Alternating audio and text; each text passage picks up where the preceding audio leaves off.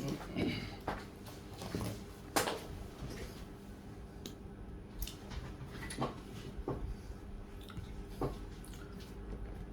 আলাইকুম রহমতুল্লাহি ওয়া তো একটি বিষয়ে আজ 2-3 দিন ধরে সোশ্যাল মিডিয়া থেকে শুরু করে সকলেরই একটি আলোচনার বিষয় আসছে ঘুরে ফিরে। বিষয়টি হচ্ছে আমাদের শিল্প সংস্কৃতি অঙ্গনের একটি বিষয়। সেটি হচ্ছে আমরা বিশেষ করে বিগত স্বৈরাচার বিরোধী আন্দোলন, খুনি হাসিনা বিরোধী আন্দোলন থেকে শুরু করে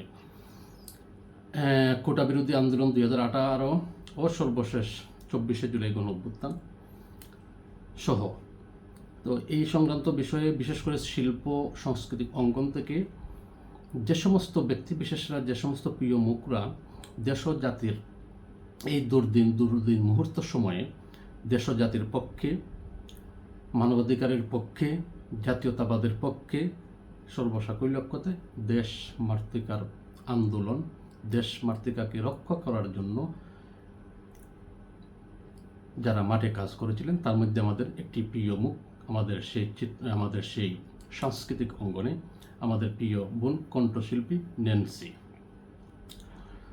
তো যে আলোচনাটি ঘুরপাক খাচ্ছে যে আমাদের সেই প্রিয় বোন কণ্ঠশিল্পী ন্যান্সি, তিনি কি ত্রয়োদশ জাতীয় সংসদ নির্বাচনে সংরক্ষিত নারী আসন থেকে তিনি কি মনোনয়ন নিচ্ছেন কি না। কিন্তু এখন পর্যন্ত আজ গেল মনোনয়ন ফরম সংগ্রহ করা ও জমা দেওয়া। এই সংক্রান্ত বিষয়ে আমাদের সেই প্রিয় কণ্ঠশিল্পী, আন্দোলন সংগ্রামের অকুতবয় যোদ্ধা, সাহসের কৃতি সন্তান আমাদের সেই প্রিয় বোন ন্যান্সির বিষয়টি এখনও কেউ বলতে পারেন নাই, বা আমি নিজেও এখন পর্যন্ত অবগত হতে পারি নাই। তো যে বিষয় হলো, বাংলাদেশের জনপ্রিয় কণ্ঠশিল্পী নাজমুন মুনিরা ন্যান্সিকে নিয়ে সম্প্রতি একটি প্রশ্ন ঘুরে বেড়াচ্ছে। সেটি হচ্ছে, তিনি কি সংরক্ষিত নারী আসনে বাংলাদেশ জাতীয়তাবাদী দল বিএনপি থেকে নমিনেশন নিয়েছেন কিনা। তো এই বিষয়ে নির্ভরযোগ্য কোনো নিশ্চিত তথ্য এখন পর্যন্ত প্রকাশ্যে আসেনি কোথাও। তবে ন্যান্সিকে যারা কাছ থেকে পর্যবেক্ষণ করেছেন, দেখেছেন, তারা জানেন তিনি সুযোগ সন্ধানী রাজনীতির মানুষ নন, বরং তার অবস্থান সবসময়ই আবেগপ্রবণ ও সুস্পষ্টভাবে। অনেকে মনে করেন তিনি তার নেচে গেছে বা নিজের আগ্রহ থেকে নিজে আগ বাড়িয়ে তিনি নমিনেশন নেওয়ার মতন সেই মানসিকতা ন্যান্সির নেই। তিনি আগ বাড়িয়ে কখনো আসবেন না, কারণ তার রাজনৈতিক কেরিয়ার বা রাজনৈতিক পরিচয় ও রাজনৈতিক কেরিয়ার ভিত্তিক তার এইটা নয়, বা এমন বিশ্বাস ভিত্তিক তিনি সেই ধরনের রাজনীতি করেন না।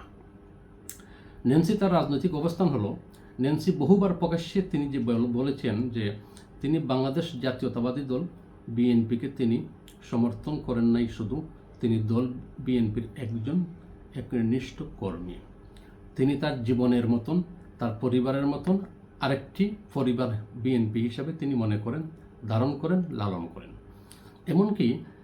এমনও বিভিন্ন গণমাধ্যম, টেলিভিশন সাক্ষাৎকারেও তিনি নির্দ্বিধায় সাহসিকতার সঙ্গে বলেছেন, আমি বিএনপি করি, ছোটোবেলা থেকেই দল বিএনপিকে পছন্দ করি, দেশনেত্রী খালেদা জিয়াকে আমি পছন্দ করি, ভালোবাসি, শহীদ রাষ্ট্রপতি জিয়াউর রহমানের আদর্শকে আমি ধারণ করি, বিশ্বাস করি।